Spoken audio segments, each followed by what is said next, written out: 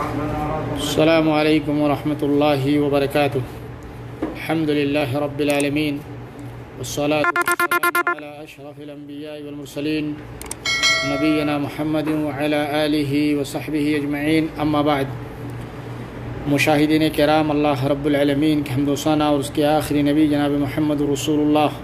صلی اللہ علیہ وسلم پر انگنت بے شمار درود و سلام کے بعد، دوستو، آج کے درس میں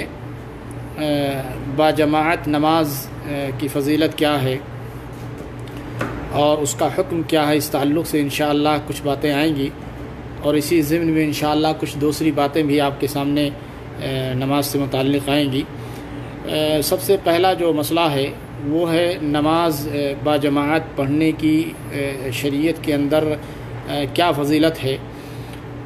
دوستو، ہمیں اور آپ کو یہ بات معلوم ہونی چاہیے کہ جماعت کی جو نماز ہے اسلام کے اندر، مساجد کے اندر جماعت کے ساتھ مساجد کے اندر نماز پڑھنا اسلام کا اسلام کے شعائر میں سے ایک شعیرہ ہے، اور تمام مسلمانوں کا اس بات پر اجماع اور اتفاق ہے کہ 5 وقت کی نماز مساجد کے اندر ادا کرنا اور جماعت کے ساتھ ان 5 وقت کی نمازوں کو پڑھنا یہ ایک عظیم عبادت ہے، اور اللہ رب العالمین نے اس امت کے لیے اس چیز کو جو مشروع قرار دیا ہے کہ مختلف اوقات کے اندر انسان اس اجتماع میں شریک ہو اور اس اجتماع کے اندر حاضری دے۔ جیسے 5 وقت کی نمازوں میں حاضری دینا، اجتماع کرنا، مسلمانوں کا اجتماع ہونا، جمع ہونا، جمعہ کی نماز میں جمع ہونا، عیدین کی نماز میں جمع ہونا، ایسے ہی کسوف کی نماز کے اندر مسلمانوں کا جمع ہونا، یہ جو اجتماعات ہیں اجتماعی شکل میں ان عبادات کو ادا کرنا، ان کی بڑی اہمیت ہے، اور خاص کر کے سب سے بڑا جو اجتماع پایا جاتا ہے پوری دنیا کے اندر اور پورے عبادات میں، وہ یوم عرفہ کا اجتماع ہے۔ جو یہ سارے اجتماعات ہیں اور اجتماعی شکل میں جو ساری عبادتیں جو ادا کی جاتی ہیں، ان اجتماعی عبادتوں کا ایک مقصد ہے، اور وہ مقصد اللہ رب العالمین نے جس مقصد کے لیے ان کو مشروع قرار دیا ہے، مسلمانوں کے مصالح اور مسلمانوں کی مصلحت کے تحت، کہ اس کے اندر جو ہے ایک دوسرے سے جو ہے لوگوں کے بارے میں جانکاری ہوگی، لوگ ایک دوسرے کے احوال کو معلوم کریں گے، لوگ ایک دوسرے کے بارے میں ان کو جانکاری ہوگی، اور اس طرح جو ہے امت جو ہے ایک دوسرے کے بارے میں اس کو معلومات اور اس کو امت کے بارے میں اس کو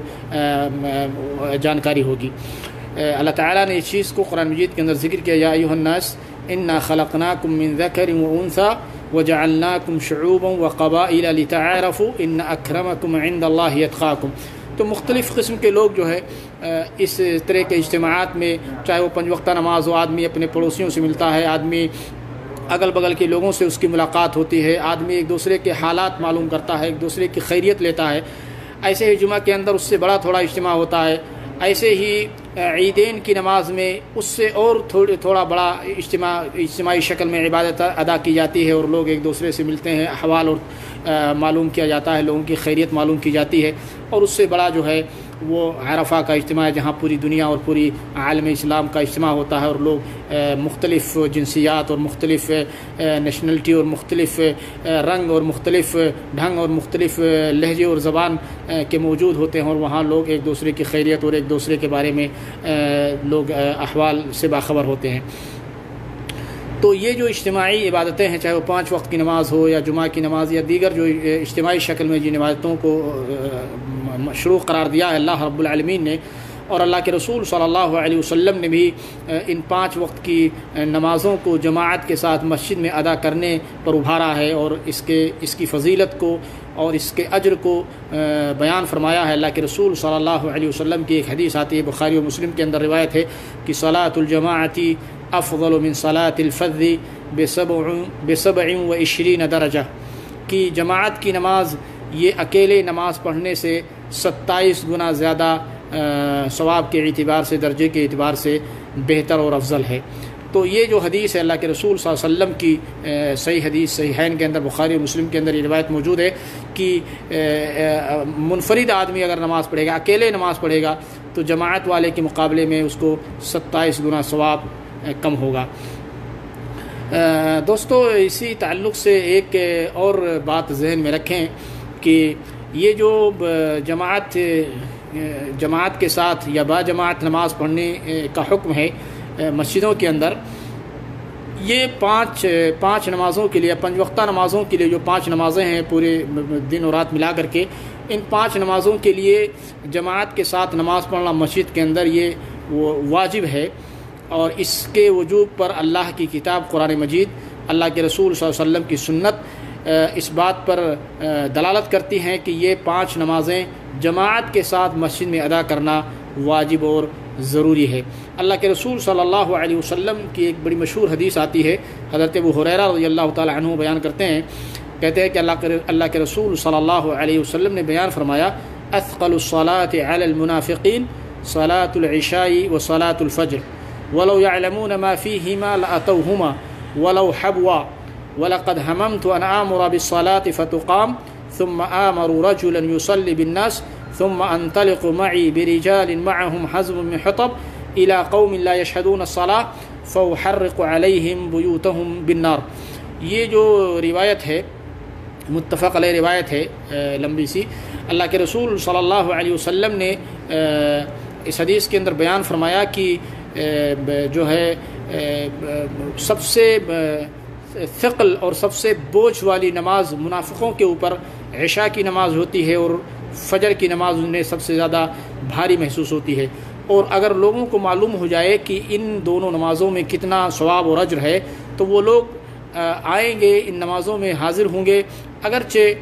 لوگوں کو گھسٹ کر کے آنا پڑے اس نماز کو پڑھنے کے لیے۔ اور آگے آپ نے فرمایا کہ میں نے ارادہ کیا کہ میں کسی کو نماز پڑھانے کا حکم دوں، اور اس کے بعد کچھ لوگوں کو لے کر کے میں جاؤں اور لوگوں کے پاس لکڑیاں ہوں، اور ان لوگوں کے گھروں کو جلا دوں جو لوگ نماز کے اندر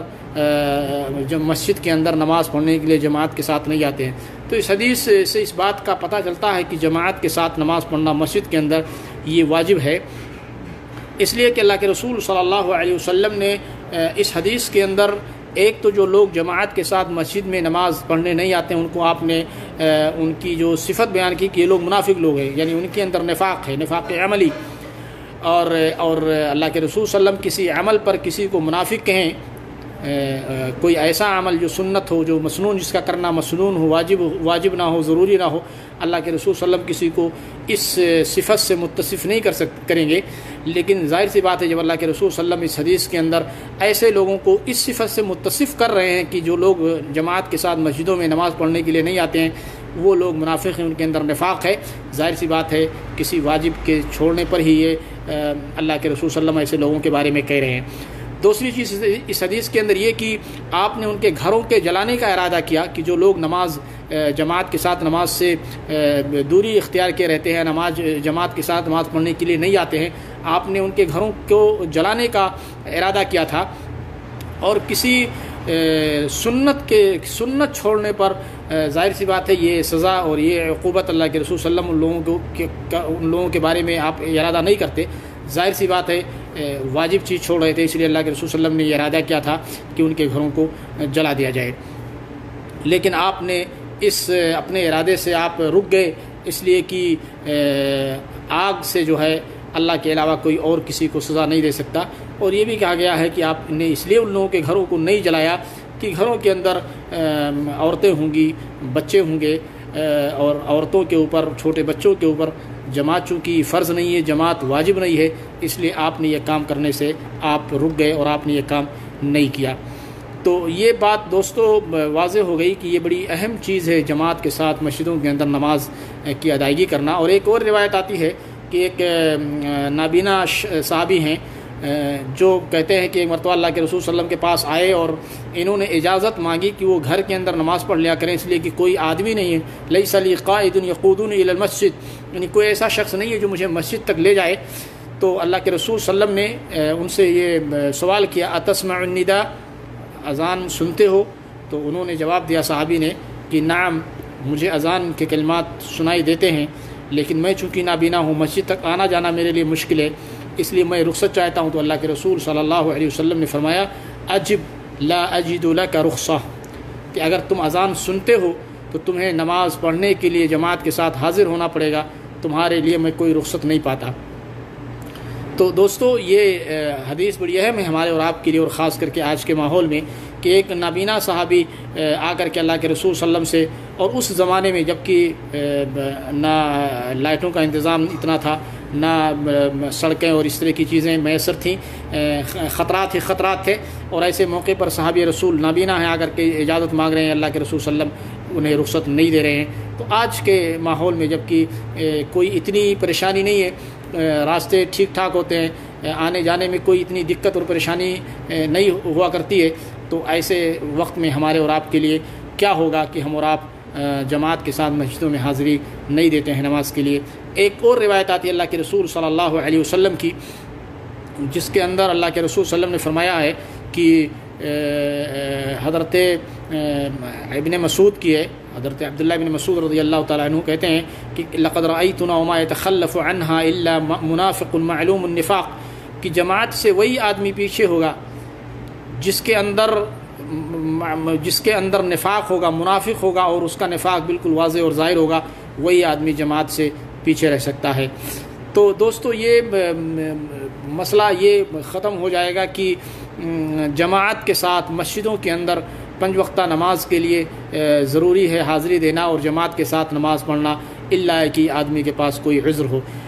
ایک مسئلہ یہاں اور ذہن میں رکھتے چلیں کہ یہ جو جماعت کے ساتھ نماز، مسجدوں کے اندر جماعت کے ساتھ نماز پڑھنے کی بات ہو رہی ہے کہ یہ واجب اور ضروری ہے، یہ مردوں کے لیے واجب اور ضروری ہے، عورتوں کے لیے یا ان بچوں کے لیے جو ابھی بلوغت کی عمر کو نہیں پہنچے ہیں ان کے لیے واجب اور ضروری نہیں ہے،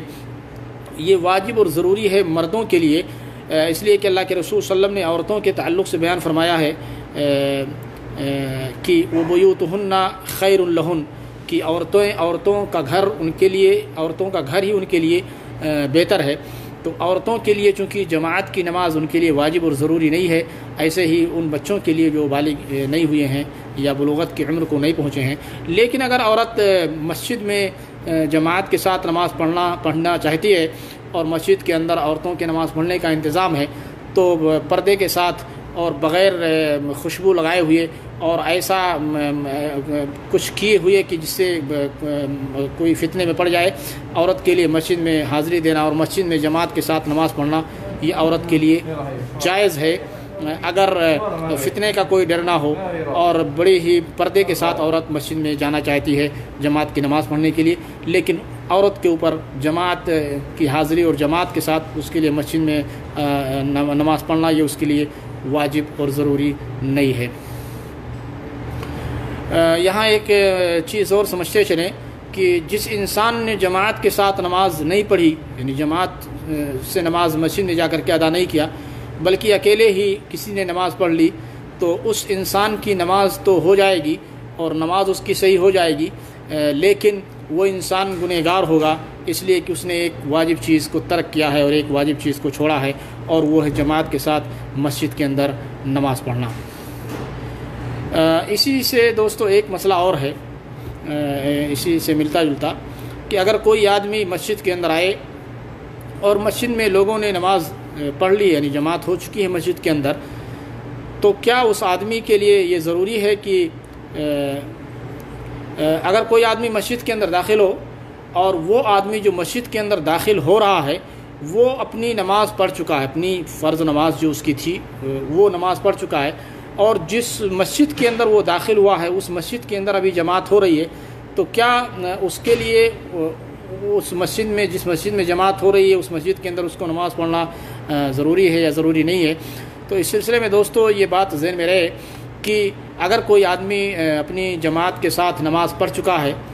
تو اس آدمی کے اوپر اس مسجد میں، جس مسجد میں گیا اور جماعت ہو رہی ہے، اس کو دوبارہ نماز کو لوٹانا یا دوبارہ نماز پڑھنا اس کے لیے ضروری نہیں ہے، یعنی واجب اور ضروری نہیں ہے کہ وہ دوبارہ اس مسجد میں گیا جہاں کے اندر نماز پڑھے۔ ہاں مسنون اس کے لیے ہے کہ وہ اس جماعت کے ساتھ شریک ہو کے نماز پڑھ لے۔ پہلی جو اس نے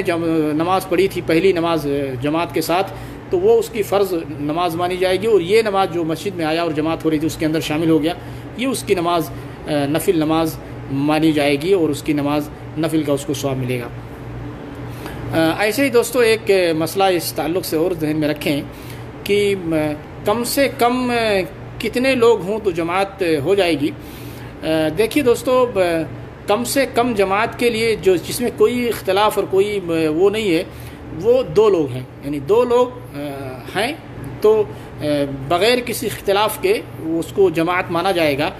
اس لیے کہ اللہ کے رسول صلی اللہ علیہ وسلم کی ایک حدیث ہے، بخاری میں، مسلم میں بھی یہ روایت موجود ہے. حضرت مالک ابن حویرث بیان کرتے ہیں، کہتے ہیں کہ اذا حضرت الصلاۃ فاذنا ثم اقیما ولیؤمکما اکبرکما، کہ جب نماز کا وقت ہو جائے تو اذان، تم دونوں میں 2 آدمی ہو تو دونوں میں سے کوئی اذان دے، پھر اقامت کہے، اور تم میں جو بڑا ہو وہ امامت کرے، نماز پڑھائے. تو اس حدیث سے پتہ چلتا ہے کہ 2 لوگ اگر ہیں تو اقل جو جماعت کی حد ہے کہ 2 لوگ ہوں گے تو بلا کسی اختلاف کے اس کو جماعت مانا جائے گا اور وہ جماعت کی نماز ہوگی.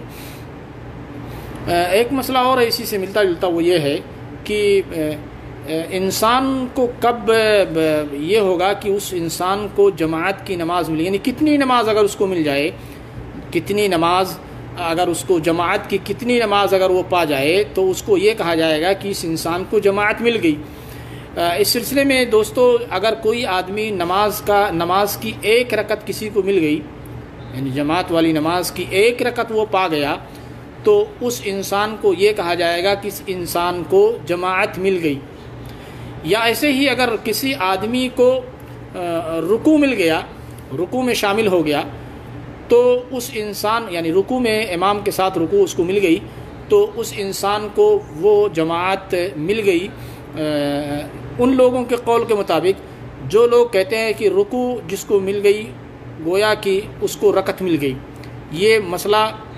چونکہ اختلافی ہے کہ رکوع میں جس انسان کو رکوع مل جائے امام کے ساتھ، کیا اس کو وہ رکعت ملی کہ نہیں ملی، یا اس کی وہ رکعت مانی جائے گی کہ نہیں مانی جائے گی. علماء کے اختلاف کے ساتھ کہ کچھ لوگ کہتے ہیں کہ بھئی رکعت مل گئی، اس کی رکعت ہو جائے گی، اور کچھ لوگ کہتے ہیں نہیں، اس کو وہ رکعت دہرانی پڑے گی. تو جو لوگ کہتے ہیں کہ رکوع اگر پا گیا امام کے ساتھ تو اس کی وہ رکعت ہو گئی، تو ان لوگوں کے قول کے مطابق جس کو رکوع امام کے ساتھ مل گیا گویا کہ اس کو جماعت مل گئی، اس لیے کہ رکوع پانے والا ان لوگوں کے قول کے مطابق اس کو رکعت مل گئی. لیکن جو لوگ کہتے ہیں کہ رکوع پانے سے اس کو رکعت نہیں ملی، تو پھر ایسے انسان کو جو ہے اگر آخری رکعت کے اندر داخل ہوا ہے اور آخری رکعت کی رکوع میں گیا ہے تو امام کے ساتھ شامل ہوا ہے، تو ایسی صورت میں ان لوگوں کے قول کے مطابق جو لوگ کہتے ہیں کہ رکوع پانے والا رکعت اس کو نہیں ملی، تو پھر ان لوگوں کے قول کے مطابق اس کو جماعت نہیں ملی، اس لیے کہ اس کو آخری رکعت بھی جماعت کی نہیں وہ پا سکا. تو المہم یہ ہے کہ جس انسان کو 1 رکعت نماز کی مل جائے گی امام کے ساتھ گویا اس کو جماعت مل گئی، یا رکوع پا گیا ان لوگوں کے قول کے مطابق جو لوگ رکوع پانے والے کو کہتے ہیں کہ اس کو رکعت مل گئی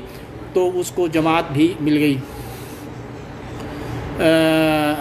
اس کی دلیل ہے حضرت ابو ہریرہ کی حدیث کی. اللہ کے رسول صلی اللہ علیہ وسلم نے فرمایا اذا جئتم الى الصلاة ونحن سجود فاسجدوا ولا تعدوها شيئا ومن ادرك ركعة فقد ادرك الصلاة، کہ جب نماز کے لیے آؤ تو جب ہم سجدے میں رہیں تو سجدے میں چلے جاؤ اور اس کو کچھ شمار نہ کرو، یعنی یہ تمہاری کوئی رکعت یا نماز تمہاری نہیں، کوئی رکعت نہیں مانی جائے گی جب تم سجدے میں امام کو پاؤ. ومن ادرک رکعۃ فقد ادرک الصلاۃ، اور جس نے نماز میں 1 رکعت جس کو مل گئی اس نے گویا کہ اس کو نماز یا جماعت اس کو مل گئی. تو یہ مسئلہ بھی واضح ہو گیا. ایک اور مسئلہ ہے دوستو جو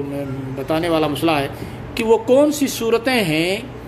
جن صورتوں میں آدمی سے جماعت کی نماز سے وہ معذور ہوگا اور وہ اس کو رخصت ہوگی کہ وہ جماعت چھوڑ سکتا ہے. یعنی کچھ صورتیں ایسی ہیں جن صورتوں میں انسان کے لیے رخصت ہے کہ وہ جماعت چھوڑ سکتا ہے، اور انہی صورتوں میں سے ایک صورت تو یہ ہے کہ آدمی مریض ہو اور اس کو یہ ہو کہ اگر میں مسجد جاؤں گا جماعت کے ساتھ نماز پڑھنے کے لیے تو اس کو مشقت ہوگی، پریشانی ہوگی، مریض ہے، تو ایسی صورت میں آدمی کے لیے یہ ایک عذر ہے اور اس کے لیے جماعت چھوڑنا جائز ہے. ایسے ہی جماعت میں حاضر نہ ہونے کی صورتوں میں سے ایک صورت یہ بھی ہے کہ آدمی کو پیشاب پیخانے یعنی قضاء حاجت کی ضرورت ہو اور قضاء حاجت کو روک کر کے نماز پڑھنا، چونکہ میں نے پہلے بتا چکا ہوں کہ قضاء حاجت کو روک کر کے نماز ادا کرنا یہ اس کی ممانعت آئی ہے۔ اور ایسے ہی کوئی آدمی کسی آدمی کو بھوک لگی ہوئی ہو، کھانا موجود ہو اور کھانے کو چھوڑ کر کے، جبکہ کھانا وہ چاہ رہا ہے، اس کو بھوک لگی ہوئی ہے، تو کھانے کو روک کر کے اور نماز پڑھنے جائے، پہلے بھی بات یہ آ چکی ہے، تو یہ بھی ایک رخصت ہوگی کہ کسی کو قضاء حاجت کی ضرورت ہے، اس کو روک کر کے وہ جماعت میں شامل نہیں ہو سکتا، یا بھوک کی صورت میں اور کھانا موجود بھی ہے، ایسی صورت میں وہ کھانے روک کر کے اور جماعت میں شامل نہیں ہو سکتا، اس کے لیے یہ گنجائش ہے اور چھوٹ ہے۔ ایسے ہی چھوٹ والی صورتوں میں سے ایک چیز یہ بھی ہے، یعنی جماعت سے چھوٹ والی صورتوں میں سے ایک چیز یہ بھی ہے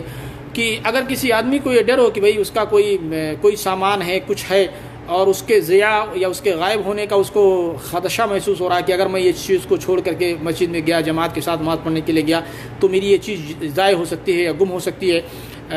اس کا کوئی مال ہے، اس کی کوئی کھانے پینے کی چیز ہے، یا اس کو کوئی ضرر لاحق ہو سکتا ہے، ایسی صورت میں یہ ساری چیزیں عذر ہوں گی اور اس کے لیے جماعت چھوڑنا جائز ہوگا۔ اللہ کے رسول صلی اللہ علیہ وسلم کی حدیث ہے کہ من سمع النداء فلم يمنعه من اتباعه عذر قالوا فما العذر یا رسول اللہ قال خوف او مرض، کہ جس آدمی نے اذان سنی اور اذان کی پر لبیک کہتا ہوا اگر مسجد کے اندر نہیں گیا اور اس کو کوئی عذر بھی نہیں ہے، تو صحابہ نے پوچھا اللہ کے رسول عذر کیا ہے؟ تو کہا کہ کوئی خوف ہو، کوئی مرض ہو، ایسی صورت میں اس کے لیے پھر جائز ہوگا کہ وہ جماعت میں اذان سننے کے بعد نہ جائے اور وہ معذور ہوگا۔ لیکن اگر کوئی عذر نہیں ہے تو پھر ایسی صورت میں اس کی نماز صحیح نہیں ہوگی، یا نماز صحیح ہو جائے گی لیکن گنہگار ہوگا۔ ایسے ہی نماز جماعت کے ساتھ چھوڑنے کے صورتوں میں سے ایک صورت یہ بھی ہے کہ بہت زیادہ بارش ہو رہی ہو، بہت زیادہ کیچڑ ہو، یا بہت سخت سرد ہوائیں چل رہی ہوں کہ مسجد میں آنا اور جانا مشکل ہو، رات جو ہے تاریکی میں ہو، اور کیچڑ اور سردی اور سخت ہوائیں اور یہ ساری چیزیں، بارش وغیرہ، یہ پھر ایسی صورت میں بھی انسان کے لیے جماعت کے ساتھ نماز پڑھنا وہ معذور ہوگا، اور اس کے لیے یہ ایک طرح سے رخصت ہے کہ وہ جماعت کے اندر حاضر نہ ہو، جیسے کہ حضرت عبداللہ بن عمر رضی اللہ عنہما کی حدیث آتی ہے کان رسول صلی اللہ علیہ وسلم یأمر المؤذن اذا كانت لیلة باردة ذات مطر یقول الا صلوا فی الرحال، کہ اگر اللہ کے رسول صلی اللہ علیہ وسلم جب مؤذن کو حکم دیتے، جب رات بہت مطلب ٹھنڈ رات ہوتی تھی، بارش ہو رہی ہوتی تھی، کہ لوگوں اپنے گھروں میں نماز پڑھ لو، تو یہ صورتیں ہیں۔ ایسے ہی ایک صورت یہ بھی ہے کہ اگر کوئی آدمی سفر کر رہا ہے اپنے دوستوں کے ساتھ اور جماعت کا انتظار کرنے یا جماعت کے ساتھ نماز پڑھنے کی صورت میں مجھے یہ خطرہ ہے کہ ساتھیوں جو ساتھی ہیں وہ ان کا ساتھ چھوٹ جائے گا اور وہ لوگ چلے جائیں گے اور اس کے بعد پریشانی کا سامنا کرنا پڑ سکتا ہے، ایسی صورت میں بھی اس کے لیے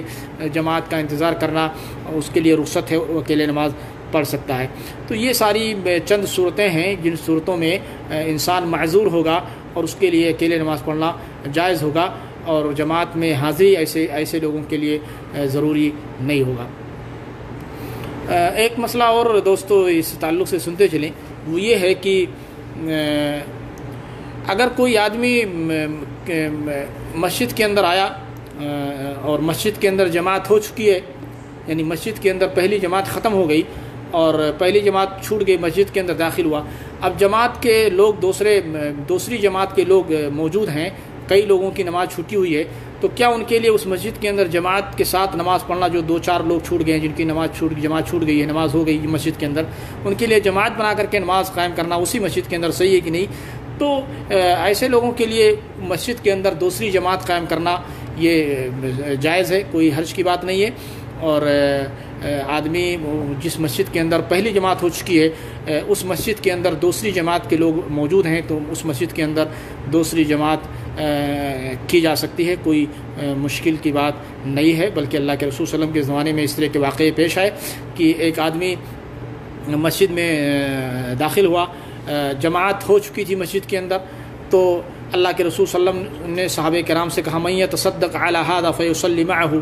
کہ کون ہے جو اس آدمی کے اوپر صدقہ کرے اور اس کے ساتھ نماز پڑھ لے، تو ایک آدمی کھڑے ہوئے اور انہوں نے اس آدمی کے ساتھ نماز پڑھی جو مسجد کے اندر جماعت ختم ہونے کے بعد آئے تھے، تو دونوں لوگوں نے جماعت کے ساتھ مل کر کے نماز پڑھی۔ تو یہ مسجد میں، ایک ہی مسجد میں دو جماعتیں، ایک جماعت ختم ہو گئی، دوسری جماعت کے لوگ اگر موجود ہیں تو اس کے اندر جماعت کے ساتھ نماز پڑھنے میں کوئی حرج نہیں۔ ہاں، حرج کی بات اس وقت ہوتی ہے جب ایک ہی وقت میں کہ ایک جماعت ہو رہی ہے، ابھی جماعت ختم نہیں ہوئی ہے، اور انسان دوسری جماعت قائم کر لے اور دوسری جماعت شروع کر دے مسجد کے اندر، پھر اس چیز کی ممانعت ہے اور یہ چیز صحیح نہیں ہے۔ لیکن جماعت ختم ہو گئی ہے، کچھ لوگ ہیں جنہوں نے نماز نہیں پڑھی ہے، تو وہ جماعت کے لوگ اگر موجود ہیں تو جماعت کے ساتھ نماز پڑھنے میں کوئی حرج کی بات نہیں ہے اس مسجد کے اندر۔ آخری مسئلہ آج کے درس کے تعلق سے وہ یہ کہ اگر کوئی آدمی جماعت کے ساتھ نماز پڑھ رہا ہے تو یہ مسئلہ سمجھنے کی، اور ہمارے معاشرے میں بہت یہ منتشر بھی چیز ہے یہ چیز، کہ اگر مسجد کے اندر جماعت ہو رہی ہے تو کوئی آدمی سنت پڑھ سکتا ہے کہ نہیں؟ مسجد میں جماعت ہونے لگے تو سنت آدمی پڑھ سکتا ہے کہ نہیں؟ اگر یہ مسئلہ سمجھنے کی ہے وہ یہ ہے کہ اگر اقامت ہو گئی یا اقامت شروع ہو گئی یا جماعت شروع ہے، اب کوئی آدمی جماعت ہونے کے وقت یا اقامت ہو رہی ہے اس وقت آئے، یا اقامت ہو گئی جماعت شروع ہو چکی اس وقت مسجد کے اندر آئے، ایسے آدمی کے لیے اس مسجد کے اندر سنت پڑھنا جائز نہیں ہوگا، سنت پڑھنا جائز نہیں ہوگا، بلکہ اس کو اس جماعت کے اندر شریک ہونا اس کے لیے ضروری ہوگا، اس لیے کہ اللہ کے رسول صلی اللہ علیہ وسلم کی حدیث ہے اذا اقیمت الصلاۃ فلا صلاۃ الا المکتوبہ، مسلم شریف کی روایت ہے کہ جب جماعت کھڑی ہو جائے، اقامت ہو جائے، تو اس فرض نماز کے علاوہ کوئی دوسری نماز نہیں ہے۔ اب اگر جماعت کھڑی ہو گئی ہے یا اقامت ہو رہی ہے، اب ایسے وقت میں اگر کوئی شخص مسجد میں آ رہا ہے تو اس کے لیے سنت پڑھنا جائز نہیں ہوگا، اس کو اس فرض نماز کے اندر فوراً شریک ہونا پڑے گا اور وہ سنت نہیں پڑھ سکتا ہے۔ اگر اس کی سنت چھوٹے گی تو وہ اپنا فرض نماز پڑھنے کے بعد میں اپنی وہ سنت پڑھ لے گا، لیکن جماعت شروع ہے یا اقامت ہو رہی ہے اس وقت مسجد میں داخل ہونے والا کوئی سنت نہیں پڑھ سکتا، اس کو اس فرض نماز ہی کے اندر شریک ہو کر کے، شامل ہو کر کے اپنی فرض نماز پڑھنی ہے۔ البتہ ایک چیز ہے کہ اگر کسی آدمی نے سنت پڑھنا پہلے شروع کر دیا تھا، اقامت ابھی نہیں ہو رہی تھی، اقامت نہیں ہوئی تھی، 1 منٹ باقی تھا، اور کوئی آدمی مسجد کے اندر آیا اور اس نے سنت پڑھنا شروع کر دیا، اب اس نے سنت پڑھنا جب شروع کر دیا اس کے بعد اقامت ہونے لگی، ابھی وہ اپنی سنت پوری نہیں کر چکا ہے، لیکن سنت پڑھنا اس نے سنت کو پڑھنا اس وقت شروع کیا ہے جس وقت جماعت کھڑی نہیں تھی، اقامت نہیں ہو رہی تھی، اس سے پہلے اس نے سنت پڑھنا شروع کیا، لیکن وہ سنت اپنی مکمل نہیں کر چکا کہ جماعت کھڑی ہو گئی، اقامت ہونے لگی۔ ایسی صورت میں بات جو ہے وہ یہ ہے کہ اگر اپنی سنت کا اکثر حصہ، یعنی اکثر نماز، آدھے سے زیادہ نماز اپنی سنت کا وہ پڑھ چکا ہے، تب تو جلدی سے وہ اپنی سنت پوری کر لے۔ مان لیجیے 2 رکعت اس کو سنت پڑھنی تھی، 1 رکعت سے زیادہ پڑھ چکا ہے اور تھوڑی بہت نماز باقی رہ گئی ہے اس کی سنت کی، تو اس کو چاہیے کہ وہ جلدی نماز پوری کر کے اپنا جماعت میں شامل ہو جائے۔ لیکن اگر اس کی سنت کا زیادہ حصہ، نماز کا سنت کا زیادہ حصہ بھی باقی ہے، ابھی نماز شروع ہی کیا ہے یا ابھی پہلی رکعت کے اندر ہی ہے، رکوع میں ہے، یا پہلی رکعت ہی ابھی اس کی پوری نہیں ہو رہی ہے، ایسی صورت میں چاہیے کہ وہ نماز کو توڑ دے، اپنی سنت کو توڑ دے اور جماعت کے اندر شامل ہو جائے، اور بعد میں فرض پڑھنے کے بعد وہ اپنی سنت بعد میں پوری کر لے گا، پڑھ لے گا۔ لیکن اگر اکثر نماز اپنی سنت کا اکثر پڑھ چکا، آدھے سے زیادہ پڑھ چکا ہے، تو اس کو چاہیے کہ وہ جلدی سے اپنی نماز پوری کر کے فرض نماز میں شامل ہو جائے۔ زیادہ نماز سنت کا زیادہ حصہ باقی رہ گیا ہے تو وہ اپنی سنت توڑ دے اور جماعت کے اندر شامل ہو جائے۔ اور سنت توڑنے، جو نماز آدمی پڑھ رہا ہے، نماز توڑنے کے لیے کچھ کرنا نہیں ہوتا ہے کہ وہ سلام پھیرے اور کچھ اور کرے، نہیں، دل میں نیت کرے گا نماز توڑنے کی، اپنی سنت توڑنے کی، کہ میں سنت سے نکلنا ہوں، نیت کر لے گا نماز توڑنے کی، وہ اس کی نماز ٹوٹ جائے گی اور وہ نماز سے باہر نکل جائے گا۔ اس کے لیے سلام پھیرنا ادھر ادھر دائیں بائیں یہ نہیں ہے، بلکہ دل میں نیت نماز توڑنے کی نیت کر لے گا، نماز کے قطع کی نیت کر لے گا، اور اس کی وہ نماز قطع ہو جائے گی اور وہ نماز سے باہر ہو جائے گا، اور پھر اس کے بعد جا کر کے فرض نماز پڑھے اور اس کے بعد اپنی سنت بعد میں پوری کر لے، اگر وہ سنت رواتب میں یا مؤکدہ میں سے ہے۔ یہ دوستو چند مسئلے مسائل تھے آج کے درس کے تعلق سے۔ اللہ تعالیٰ سے دعا کہ اللہ تعالیٰ ہم نے جو باتیں سنی ہیں، سمجھی ہیں، اللہ ہمیں اس پر عمل کرنے کی توفیق عنایت فرمائے، اللہ ہمیں اپنا دین سیکھنے کی توفیق دے، دین میں تفقہ حاصل کرنے کی توفیق عنایت فرمائے. وصلی اللہ وسلم علی نبینا محمد وعلی آلہ وصحبہ وسلم. السلام علیکم ورحمۃ اللہ وبرکاتہ.